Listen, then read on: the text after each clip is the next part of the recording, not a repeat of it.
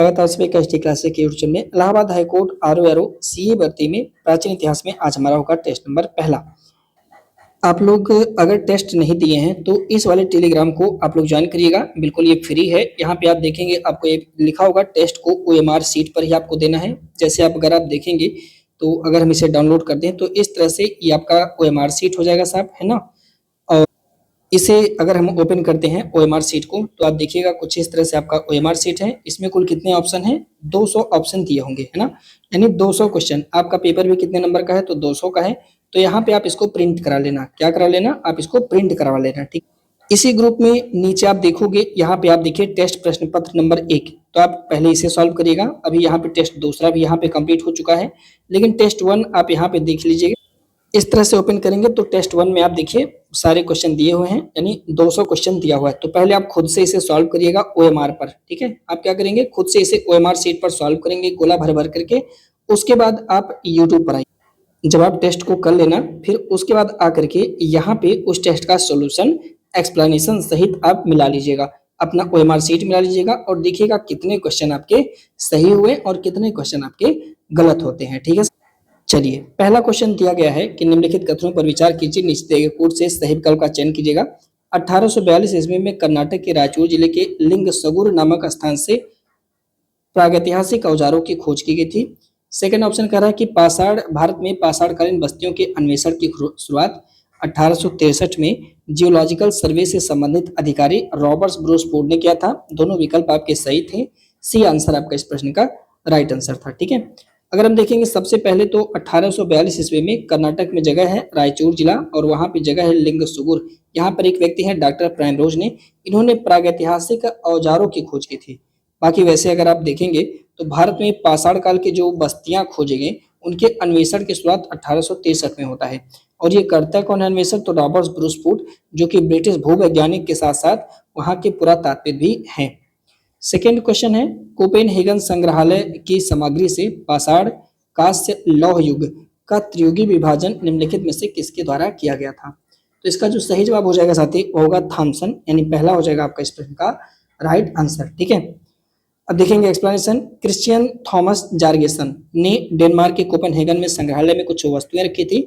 उसके आधार पर पाषाण कांस्य और लौह युग का त्रियुगी विभाजन किया हुआ है। 1950 में स्टुअर्ट पिगट महोदय की एक किताब है प्री हिस्टोरिक इंडिया, और इससे जो है साथी भारतीय प्रागैतिहासिक अध्ययन को एक नई दिशा प्राप्त होती है। आपसे पूछा सकता है प्री हिस्टोरिक इंडिया पुस्तक के लेखक कौन है? तो आपका जवाब होगा स्टुअर्ट पिगट। अगला सवाल था, नीचे दो कथन दिए गए हैं, एक को अभिकथन ए तथा दूसरे को कारण आर कहा गया है। पुरापाषाण युग के जो औजार हैं वो कश्मीर में ज्यादा नहीं मिलते हैं। कारण कह रहा कि कश्मीर में हिमानी युग में कश्मीर में ज्यादा ठंडा था, तो जाहिर सी बात है ज्यादा ठंडा था तो लोग वहां नहीं थे। तो कारण भी और कथन दोनों सही है और कारण कथन की व्याख्या भी करता है। तो इस प्रकार से सही जवाब का कौन सा हो जाएगा? पहला हो जाएगा यहाँ पे राइट आंसर। कश्मीर घाटी की बात करेंगे तो यह दक्षिण पश्चिम में, यानी जो भारत का दक्षिण पश्चिम एरिया साथी पीर पंजाल श्रेणी और उत्तर पूर्व में हिमालय से घिरा हुआ जो है, ठीक है, वही आपका कश्मीर घाटी है। कश्मीर घाटी के पहलगांव से, पहलगांव कहाँ पे है याद रखिएगा, नदी यहाँ से पूछता आपसे तो लिद्दर नदी के किनारे है। यहाँ से हस्त कुठार यानी हाथ की कुल्हाड़ी मिली हुई है, ध्यान रखेंगे। अब क्योंकि हिमानी युग में कश्मीर में ज्यादा ठंडी होता था, इसीलिए यहाँ पे पाषाण युग के बहुत ज्यादा औजार हमें नहीं मिलते हैं। अगला सवाल है, निम्नलिखित में से किसके द्वारा 1928 में सोहन नदी घाटी से पूर्व पुरापाषाण काल के उपकरण खोजे गए थे? सोहन नदी घाटी से पूर्व पुरापाषाण के उपकरण किसने खोजा था? तो जवाब होगा आपका डी एन वाडिया, यानी पहला हो जाएगा आपका यहाँ पर सही जवाब, ठीक है। सोहन नदी घाटी आप जानते हैं पोतावर क्षेत्र में है। वर्तमान में पोतावर क्षेत्र का जो एरिया है साथी, जो आपका पंजाब और पाकिस्तान का क्षेत्र है वहां पर पड़ता है, ठीक है। यह क्या था? एक पूर्व पुरापाषाण काल का स्थल है, ठीक है। मतलब पुरापाषाण काल में जब आप बांटेंगे तो पुरापाषाण काल में तो पूर्व पुरापाषाण काल, मध्य पुरापाषाण काल, फिर नव पुरापाषाण काल, इस तरह से भी है, ठीक है। तो कह रहा है कि पूर्व पुरापाषाण काल का स्थल है। 1928 में डी एन वाडिया ने सोहन नदी घाटी का खोज किया हुआ है। 1935 में डी टेरा के नेतृत्व में एक कैम्ब्रिज अभियान दल आया था और वह सोहन नदी घाटी का अनुसंधान भी किया था, मतलब फिर से अगेन वहां का छानबीन किया गया था। तो दोनों लोग का नाम याद रखेंगे, लेकिन पहले इंपॉर्टेंट है डी एन वाडिया साहब, 1928 में इन्होंने खोज की हुई है, ध्यान रखिए। अगला, प्रसिद्ध पाषाणकालीन स्थल बागौर कहाँ पर स्थित है? बहुत आसान सा सवाल था, सबने सही किया होगा। यह राजस्थान में है, सी हो जाएगा प्रश्न का राइट आंसर यानी सही जवाब। ठीक है, चंबल नदी घाटी की बात करेंगे तो सॉरी कुछ क्षेत्र जैसे चंबल नदी घाटी, गंभीर नदी घाटी, नगरेच, बागौर, दिदवाना, सोलह और सिंगी तालाब, ये सब जो है साथी ये राजस्थान में है और ये सब पूरा पाषाण कालीन स्थल है। कौन सा? पूरा पाषाण काल, यानी पाषाण काल में भी पूरा पाषाण काल का। ठीक है, अगर हम बात करेंगे तो 16R और सिंगी तालाब यह है राजस्थान के नागौर जिले में पड़ता है। लूनी नदी के आसपास के क्षेत्र में आप देखेंगे तो कुछ पूरा पाषाण काल के औजार मिले हुए हैं। आप जानते हैं लूनी नदी का उद्गम अरावली क्षेत्र से होता है, अरावली की पहाड़ियां जो है वहां से निकलती है। ठीक है, अगला, भारत में इसे इंपॉर्टेंट थोड़ा लगाइएगा, पेपर में सीधे बन सकता है। भारत में मानव का सर्वप्रथम साक्ष्य, मानव का सबसे पहला साक्ष्य हमें कहाँ से देखने को मिलता है? तो याद रखेंगे साथी, जो यहाँ पर नर्मदा घाटी है वहां पे मानव का साक्ष्य देखने को मिलता है। डी हो जाएगा आपका राइट आंसर। अब देखिए यहाँ से सवाल बनता है, ध्यान रखेंगे।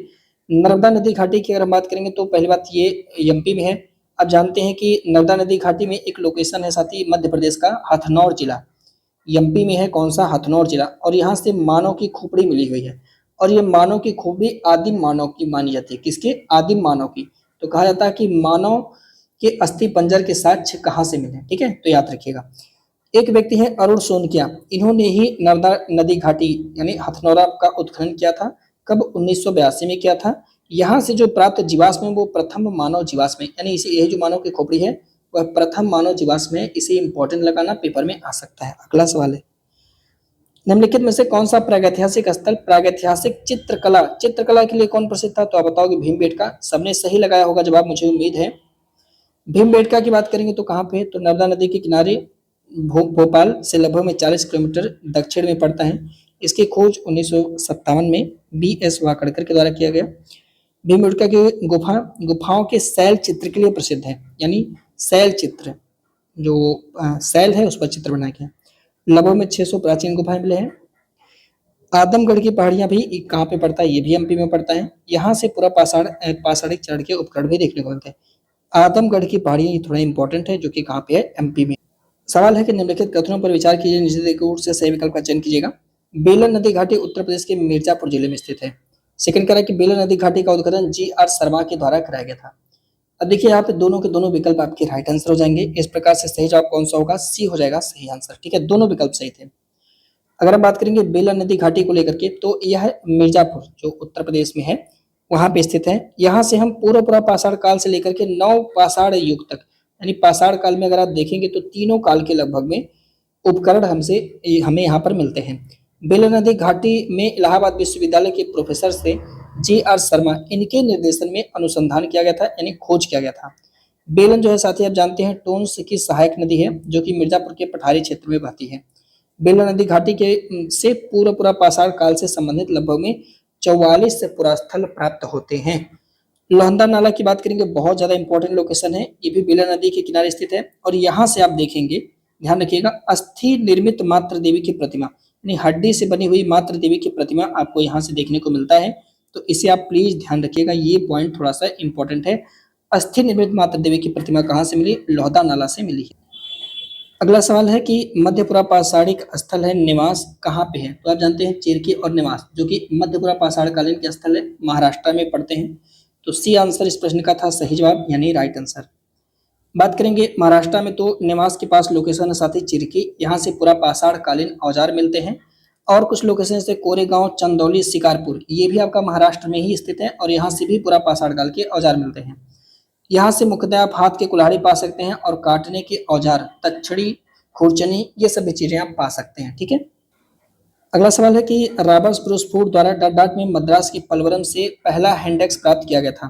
तो आप जानते हैं 1863 में रॉबर्ट ब्रूसफोर्ड ने पहला हैंडेक्स प्राप्त किया। तो इस प्रकार से पहला हो जाएगा राइट आंसर आपका, ए हो जाएगा यहाँ पर सही जवाब। ठीक है, अगर हम देखेंगे दक्षिण भारत में पाषाण कालीन स्थल, तो सबसे पहले तो 1863 में मद्रास में एक लोकेशन है पल्लवरम, यहाँ से पहला हैंडेक्स प्राप्त किया किसने? रॉबर्ट ब्रूसफोर्ड साहब ने। ठीक है, पहला पॉइंट याद रखेंगे। दूसरा, मद्रास का कुछ लोकेशन है जिसका नाम याद रखिएगा, जैसे अतरमपक्कम होगा, कोटलायड नदी घाटी हो गया, बादमदुराई और गुंडियम, ये पूरा पाषाण कालीन स्थल है। आपसे कई बार सवाल पूछा गया इस बात को लेकर के कि कौन सा पूरा पाषाण कालीन स्थल है, कौन सा नहीं है। ठीक है, ध्यान रखेंगे।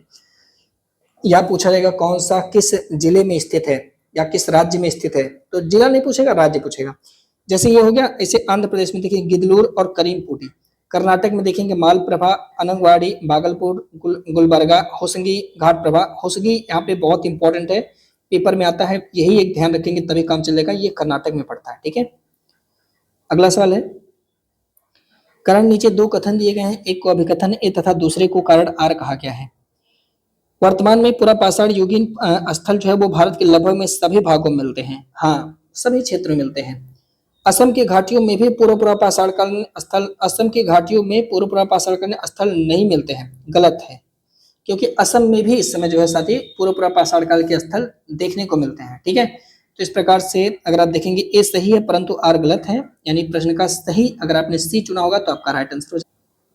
अगर आप देखेंगे तो वर्तमान में पूरा पाषाणकालीन युग के जो स्थल थे लगभग में भारत के सभी क्षेत्र मिलते हैं। असम के घाटियों में पूरा पाषाणकालीन उपकरण मिले हैं, जबकि ऑप्शन में था नहीं मिले हैं, ठीक है। अगला क्वेश्चन करते हैं, पूर्व पाषाणकालीन लोगों के जीवन यापन के बारे में कह रहा है, कौन सा स्टेटमेंट आपका सही होगा? इस समय लोगों को कृषि का ज्ञान नहीं था, तो पूर्व पाषाण काल, अभी तो लोग चलना ही स्टार्ट किए थे, तो कृषि का ज्ञान नहीं था, बिल्कुल सही है। वो लोग एग्रीकल्चर नहीं कर पा रहे हैं। इस काल के मानव आखेट और खाद्य संग्राहक थे। भाई जाहिर सी बात है, पेट भरना है तो शिकार करते थे और खाना इकट्ठा भी करते थे। आखेट इस समय के मनुष्य का मनोरंजन का साधन था, बिल्कुल। इस समय लोग के पास टीवी नहीं थी, ना तो नेटफ्लिक्स था जो मूवी देख सकते थे, तो वो आखेट करके ही मनोरंजन करते थे। तीनों विकल्प आपके राइट आंसर हो जाएंगे, डी हो जाएगा आपका सही जवाब, प्रश्न का सही जवाब, ठीक है। देखिए, पुरापाषाणकालीन लोगों के जीवन यापन की बात करेंगे तो इस काल में लोगों को कृषि का ज्ञान नहीं था, अतः इस काल के मानव आखेट और खाद्य संग्राहक थे। इस समय के लोगों मनोरंजन का साधन था आखेट। इस काल में पशुपालन की शुरुआत नहीं होती। इस काल के मानव को अग्नि का ज्ञान था, ठीक है, लेकिन वो इसको यूज कैसे करेंगे इससे परिचित नहीं थे। तो याद रखेंगे, पूरा पाषाण काल के लोग अग्नि के यूज से परिचित नहीं थे। लेकिन अगर कहेगा कि ज्ञान था कि नहीं था, तो भाई ज्ञान तो था, मतलब अग्नि का ज्ञान तो था, लेकिन इसका यूज कैसे करना है वो ये लोग नहीं जानते थे, ठीक है। इस समय के लोग कहाँ पे रहते थे? तो पर्वत के कंदरा में और नदी की कगार पे, यानी अभी तक यहाँ पे आर्ट एंड कल्चर, यानी ये लोग जो हमारी स्थापत्य कला है, यानी घर बनाने की जो कला है उससे परिचित नहीं है। भाई रहना तो था ही, तो कहाँ पे रहते थे? पर्वत की कंदरा और नदी की कागार पे। स्थापत्य कला अभी नहीं बना हुआ है, यानी वास्तुकला नहीं है, जैसे घर वर बनाना, मृदभांड नहीं है, ध्यान रखेंगे, ठीक है। इसका विकास नहीं हुआ, कृषि का विकास नहीं हुआ है, भोजन पका के नहीं खा पा रहे हैं, ये सब चीजें। पाषाणकालीन लोगों के द्वारा निम्नलिखित में से किस पत्थर का प्रयोग आयुध माने हथियार बनाने के लिए किया जाता था?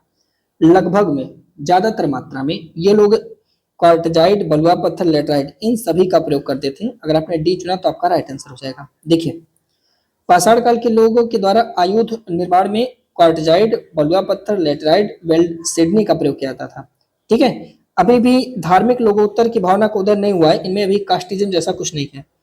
पूर्व पाषाण काल के लोगों द्वारा चित्र में हरे और गहरे लाल रंग का प्रयोग किया जा रहा है। इस पॉइंट को थोड़ा सा ध्यान रखना महोदय, ठीक है। अगला सवाल था कि मध्य पाषाण काल का स्थल है ब्यास, बाणगंगा, सिरसा की घाटियां। ये कह रहा है कि कहाँ पर स्थित है, लोकेशन आपसे पूछ रहा है। तो आपका जो सही जवाब होगा वो आपका हो जाएगा हिमाचल प्रदेश, यानी सी होगा। ये थोड़ा सा इंपॉर्टेंट है, आप इसे इंपॉर्टेंट लगाइएगा, क्योंकि पूछेगा कि मध्य पाषाणिक स्थल कहाँ पे स्थित है, मिलान करने के लिए आएगा। क्या कहेगा कौन सा सही नहीं है सुमेलित, तो आपको बताना होगा। महाराष्ट्र में कौन है? नेवासा है, मध्य पाषाण काल का स्थल है, ध्यान रखिएगा। बिहार में कौन है? सिंध भूमि, पलामू जिला। उत्तर प्रदेश का चकिया जो कि बनारस में है, सिंगरौली बेसिन, मिर्जापुर का, पेला नदी घाटी। मध्य प्रदेश में भीमबेटका गुफा, सोन घाटी, सामानपुर, ये पेपर में बहुत आता है। राजस्थान का बागान, बेराज, कादम्बरी घाटी। गुजरात में आप देखेंगे तो सौराष्ट्र का क्षेत्र। हिमाचल प्रदेश में ब्यास नदी, बाणगंगा, सिरसा घाटी, ये बहुत इंपॉर्टेंट है ये सब, ठीक है। अगला बढ़ते हैं नेक्स्ट क्वेश्चन। निम्नलिखित कथनों पर विचार कीजिए, नीचे एक और से सही विकल्प का चयन कीजिएगा। भारत में मध्य पाषाण काल के विषय में जानकारी सबसे पहले 1857 में C.L. कार्लाइल के द्वारा दिया गया था, सही है। मध्य पाषाण काल में लोगों द्वारा छोटे जानवरों के शिकार किए जाने लगे, बिल्कुल सही है। मध्य पाषाण काल में लोग अब छोटे छोटे जानवर भी मारने लगे थे, खरगोश भी लोग मारने लगे, ठीक है, सही है। देखिए, मध्य पाषाण की बात करें अगर मध्य पाषाण काल के, तो इस काल के लोग द्वारा बड़े जानवर के साथ साथ छोटे जानवर का भी शिकार किया जा रहा है। भारत में मध्य पाषाण काल के विषय में जानकारी सबसे पहले 1857 में व्यक्ति हैं C.L. कार्लाइल, इनके द्वारा दिया गया। C.L. कार्लाइल ने विंध्य के क्षेत्र से लघु पाषाण उपकरण की खोज की है। मध्य पाषाण काल का उपकरण मुख्यतः चर्ट, फ्लिंट, कैल्डस्टनी, कैल्सिडोन, स्फटिक, जैस्पर, कार्नेलियन, आर्गेट जैसे कीमती पत्थरों से बनाया जाता था। तो देखिए अंतर है थोड़ा सा, है ना। जो पुरा पाषाण काल का और मध्य पाषाण काल का उपकरण थोड़ा सा अंतर था, ये उपकरण थोड़े छोटे होते थे। ठीक है साहब। अगला, उत्खनित प्रमाणों के अनुसार पशुपालन का आरंभ हुआ था। अब देखिए पशुपालन मध्य पाषाण काल के लोग तो कर नहीं रहे, तो कौन कर रहा था? सॉरी उच्च पुरा पाषाण काल में तो कर नहीं रहे थे।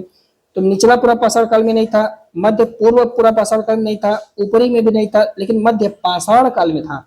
यहाँ पे पूर्व लगा हुआ, ध्यान रखिएगा। मध्य पाषाण काल के लोग एग्रीकल्चर कर रहे हैं, जबकि मैंने आपसे बताया था कि पूरा पाषाण काल के लोग एग्रीकल्चर नहीं कर पा रहे हैं। ठीक है, तो पूरा पाषाण काल में आप देखेंगे तो एग्रीकल्चर नहीं है, लेकिन मध्य पाषाण काल में एग्रीकल्चर है। ठीक है, तो भारत में मानव का अस्थि पंजर ये मध्य पाषाण काल से अब मिलने लगता है। ठीक है, मतलब लोग मरे वरे ज्यादा। मध्य पाषाण काल के अंतिम चरण में हमें पशुपालन के साक्ष्य मिलते हैं। भारत में आदमगढ़ और बागौरा यहाँ से पशुपालन के भी साक्ष्य मिलते हैं। ठीक है, तो आदमगढ़ कहाँ पे पड़ता है? नर्मदापुरम मध्य प्रदेश में, जबकि बागौरा भीलवाड़ा राजस्थान का क्षेत्र है। ठीक है, अगला,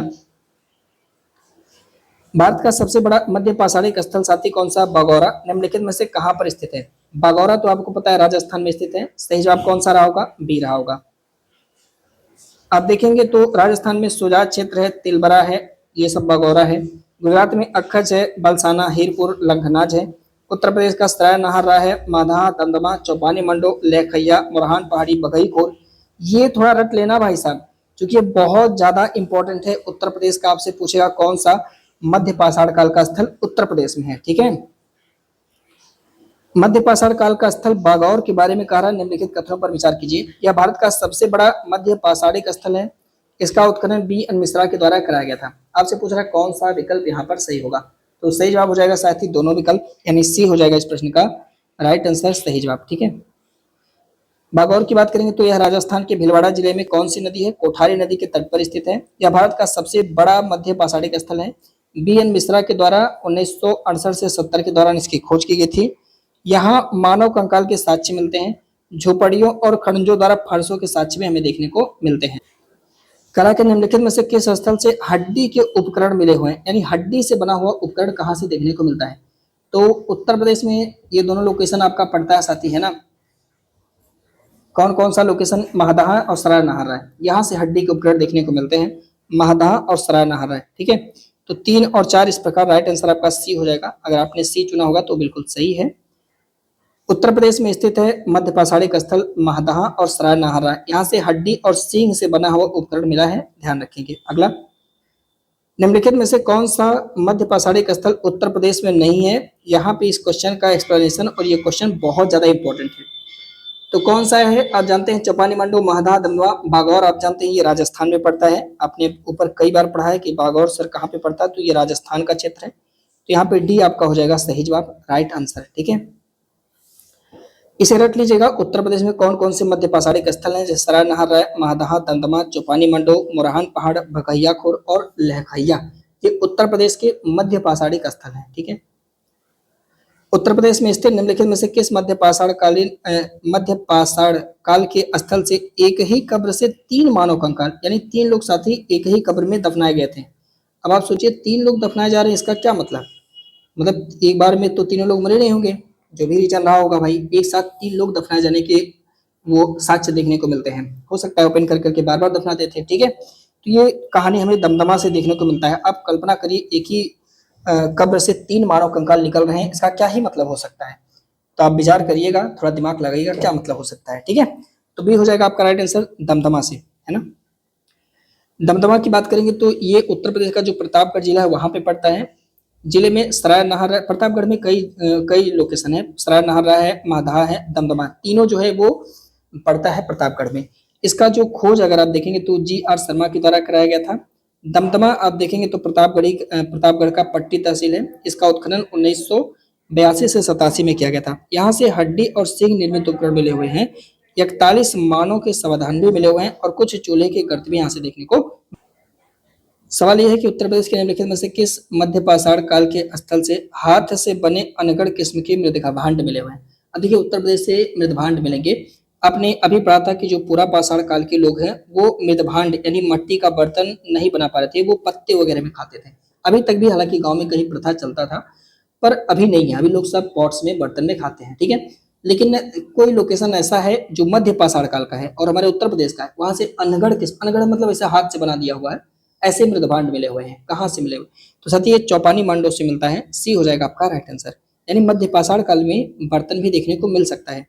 तो चौपानी मांडव की बात करेंगे, उत्तर प्रदेश में इलाहाबाद क्षेत्र में स्थित है। यहाँ से हाथ के बने अनगढ़ किस्म के मृदभांड मिले हैं और यहाँ से झोपड़ी के गोल फर्श के साक्ष्य भी देखने को मिले।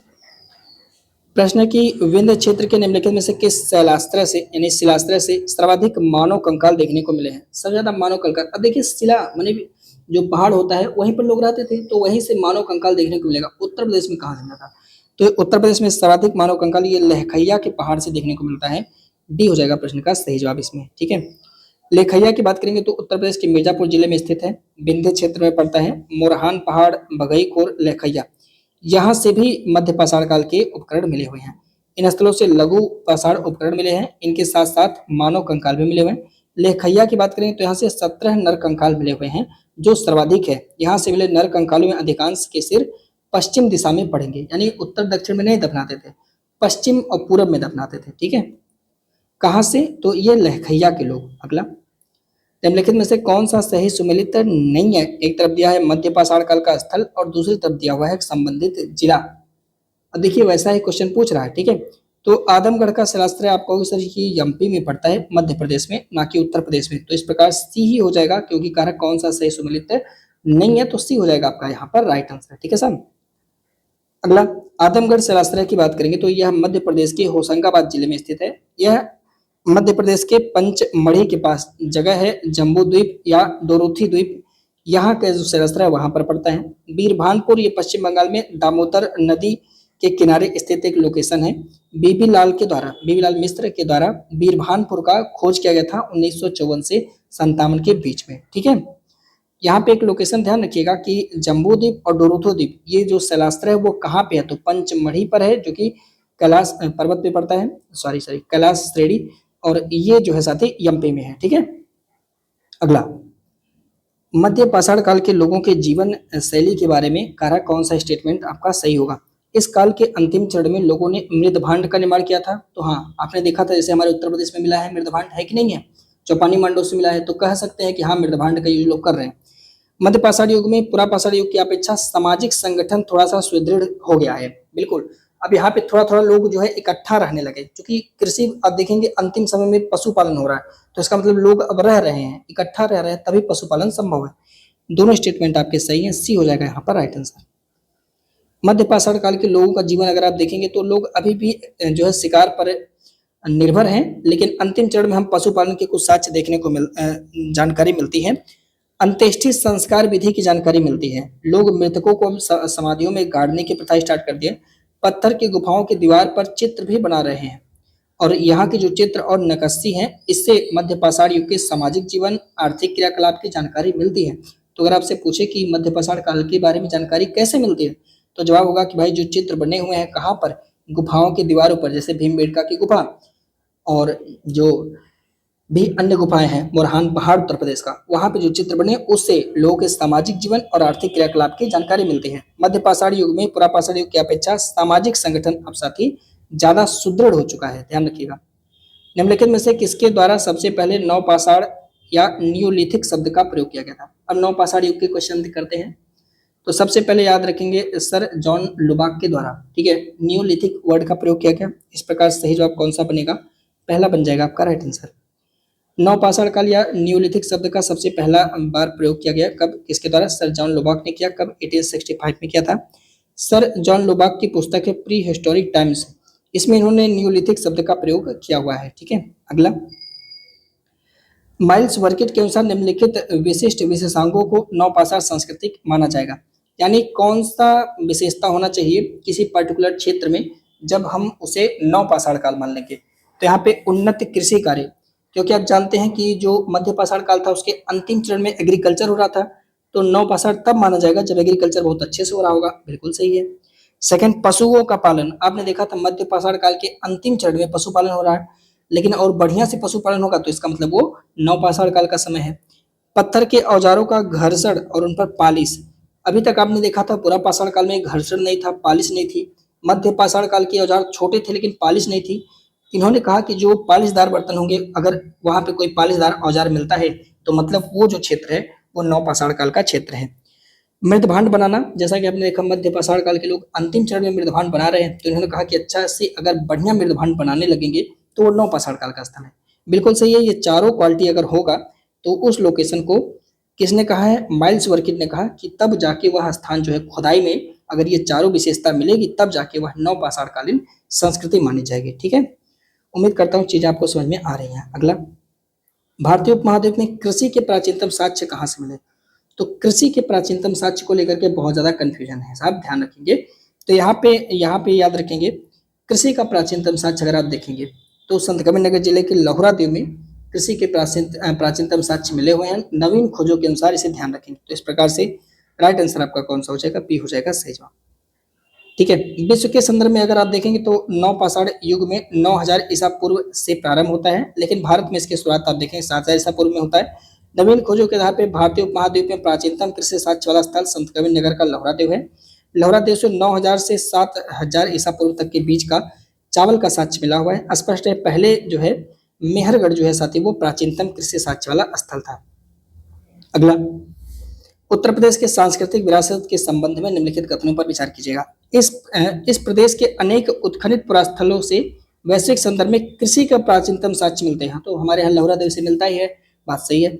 प्राचीनतम प्राप्त कृषि अन्न जौ और धान, बिल्कुल सही है साथी। ये ही प्राचीन काल के ये जो है अनाज मिलते हैं, धान जौ गेहूं ये सब। ठीक है, मक्का ये सब भी। सी हो जाएगा आपका यहाँ पे राइट आंसर, दोनों सही था। उत्तर प्रदेश प्रागैतिहासिक काल से ही समृद्ध संस्कृति का विरासत रहा है। प्रागैतिहासिक काल के यहाँ प्रमुख स्थल जैसे आप देख सकते हैं सरार नहर रहा है, महादहा, दमदमा, दैमाबाद, चौपानी, मंडो, लेखैया, ये सब हमारे उत्तर प्रदेश में ही है। कृषि के प्राचीनतम साक्ष्य उत्तर प्रदेश के कोल्ढीमा क्षेत्र से मिलते हैं। ठीक है, मतलब कृषि के प्राचीनतम साक्ष्य में कोल्ढीमा क्षेत्र भी है।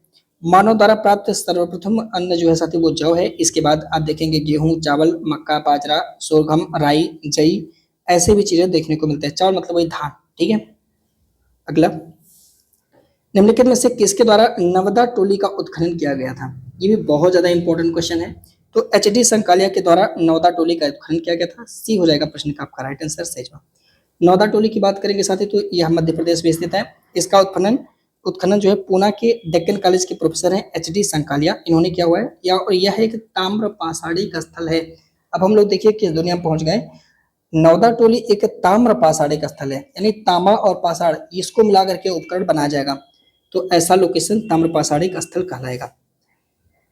निम्नलिखित में से कौन सा कथन कार्य सही नहीं है? 40 क्वेश्चन करेंगे, है ना। कह रहा कि मेहरगढ़ में तांबा गलाने के प्रमाण नहीं मिलते। तो मेहरगढ़ में तांबा गलाने का प्रमाण मिलता है, ये गलत है। तो आपसे पूछ रहा कौन सा सही नहीं है, तो यही वाला।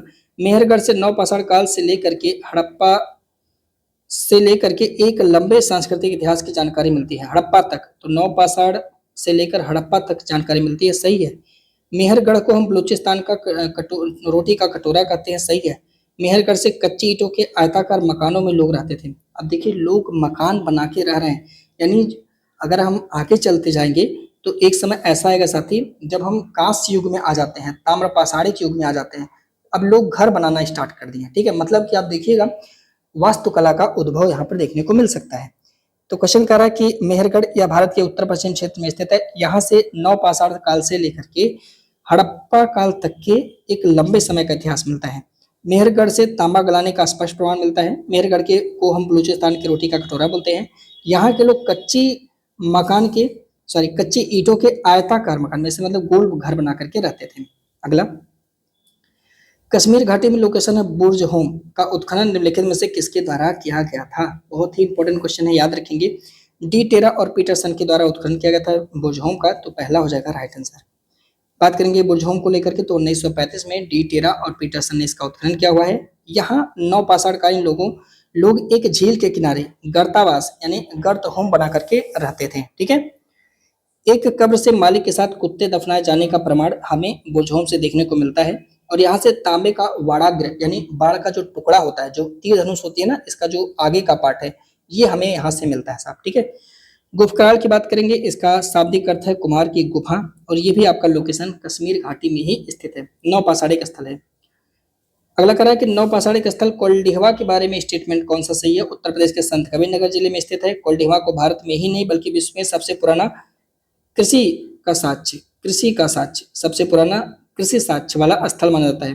कृषि साक्ष्य वाला स्थल माना जाता है, इसे अपडेट कर लीजिएगा, ठीक है। तो बिल्कुल सही हो जाएगा, सी आपका राइट आंसर हो जाएगा। एक और दो दोनों के दोनों यहाँ पर सही है। कोल्डिवा की बात करेंगे तो यह उत्तर प्रदेश के प्रयागराज जिले, ठीक है, बेला नदी घाटी के दक्षिण में स्थित है। अच्छा सॉरी माफ करिएगा, यहाँ संत कबीर नगर लिखा है साहब, ठीक है, सॉरी माफ करिएगा, गलती हो जाएगी। कोल्डिवा की बात कर रहा है, ठीक है, यहाँ पे ध्यान नहीं दिया हमने, ठीक है, आप ध्यान रखिएगा, बी हो जाएगा आपका राइट आंसर, सही जवाब, ठीक है, ध्यान रखेंगे। काफी क्लास हो जाता है तो थोड़ा सा दिमाग से साफ स्लैप हो गया है ना। अगर हम बात करें कोल्डिहवा तो ये कहाँ पे है, तो साहब ये प्रयागराज में है, बेला नदी घाटी के किनारे। यहाँ से नवपाषाण काल, ताम्रपाषाण काल और लौह युग तीनों के जो है प्रमाण मिलते हैं कोल्डिहवा से। 6000 ईसा पूर्व के आसपास धान उगाने का प्रमाण यहाँ से मिलता है। कोल्डिहवा को चावल की खेती का भारत भी नहीं बल्कि विश्व में सबसे पुराना स्थल माना जाता है। निम्नलिखित में से किस स्थल से हिरण की सींग से निर्मित उपकरण मिले हुए हैं। ये क्वेश्चन थोड़ा इंपॉर्टेंट है। सिंह निर्मित उपकरण कहाँ से मिलते हैं, यह सवाल पेपर में बार बार आता है, तो ध्यान रखेंगे। सिंह से बना हुआ उपकरण ये हमें चिरांद से देखने को मिलता है। सही जवाब हो जाएगा आपका पहला ए। चिरांद की बात करेंगे तो लोकेशन आपका बिहार में, जिला कौन सा, सारण जिला है। नवपाषाण काल का स्थल है। इसकी खोज जो है प्रोफेसर बी.के. सिन्हा ने किया था, कब, 1962-63 में। 5 प्रकार की संस्कृतियों के अवशेष यहाँ से मिलते हैं। हिरण के सींगों से बना हुआ उपकरण, या ऐसे पूछेगा सिंह निर्मित उपकरण, तो ये आपके चिरांद से देखने को मिलते हैं। यहाँ के लोग घास फूस के घरों में रहते थे, मतलब जैसे आजकल का पहले जो छपरा मड़ई इस तरह से हुआ करता था, वो यहाँ से देखने को मिलता है सरकार, ठीक है। अगला, निम्नलिखित में से कौन सा एक तरफ नवपाषाणिक स्थल संबंधित क्षेत्र सही सुमेलित नहीं है। तो चिरांद आपने देखा बिहार में स्थित है, ठीक है, और दाऊजली हाटिंग ये असम में स्थित है साहब, ठीक है। फिर उड़ीसा में आप देखें कुचाई, ये आपका उड़ीसा के लोकेशन में पड़ता है। बालाथल की अगर हम बात करते हैं तो साथ ही ये राजस्थान में स्थित है। उदयपुर लोकेशन है राजस्थान का, तो बालाथल यहाँ पे गुजरात नहीं होगा, डी हो जाएगा आपका राइट आंसर, ठीक है। अब देखिए कुछ इंपॉर्टेंट है, याद रखिएगा, जैसे कश्मीर प्रांत में बुरजहोम हो गया, गुफकराल हो गया। इलाहाबाद में आप देखेंगे तो कोल्डिहवा हो गया, महगरा हो गया, चौपानी मंडो। बिहार में आप देखेंगे चिरांद हो गया। असम में दाऊजली हाटिंग हो गया। उड़ीसा में कुचाई। राजस्थान का बगोरा, बालाथल और गणेश्वर लोकेशन याद रखेंगे। अगला, प्रमुख नवपाषाणिक स्थल जैसे मस्की, ब्रह्मगिरी, हल्लूर आदि निम्नलिखित में से किस राज्य में स्थित है। लोकेशन आपसे पूछ रहा है, तो याद रखेंगे ये सब लोकेशन साथ ही कर्नाटक में पड़ते हैं, तो पहला यानी ए हो जाएगा इस प्रश्न का राइट आंसर। कर्नाटक में अगर आप देखेंगे तो मस्की है, ब्रह्मगिरी है, हल्लूर है, कोडक्कल है, पिपलीहल है, संगनकल्लू, टी नरसिंहपुरम है और टेक्कलकोट है। तमिलनाडु में आप देखेंगे पय्यमपल्ली, ये बहुत पूछता है, ये रटना पड़ेगा यार। आंध्र प्रदेश में उतनूर है, कोडेकल है, नागार्जुन कोंडा और प्लायपोय पड़ता है। आगे, निम्नलिखित में से कौन सा कथन सही है। दक्षिण भारत के लोगों को खेती का केवल अल्प विकसित ज्ञान था। दक्षिण भारत में ज्यादा एग्रीकल्चर नहीं हो पाया था, पानी की कमी भी वहां पर थी, आज भी है, क्योंकि आप जानते हैं उत्तर भारत में जो नदियां हैं, जैसे गंगा हो गया, गंगा की सहायक नदी आपकी यमुना हो गई, और आप देखेंगे तो ब्रह्मपुत्र नदी हो गया, ठीक है, ये लोग मिलते हैं जाकर के यहाँ पे गिरते हैं, ठीक है। तो ये सभी नदियां सतत वाहिनी है। सतत वाहिनी का मतलब कि इसमें वर्ष भर जल रहता है, तो जो हमारा उत्तर भारत है वहां पे एग्रीकल्चर अच्छा हो जाता है। लेकिन दक्षिण भारत की नदियां वो सतत वाहिनी नहीं है, ठीक है, मतलब वो हमेशा वर्ष भर जल उसमें नहीं रहता, कभी कभी वो सूख जाती है, ठीक है।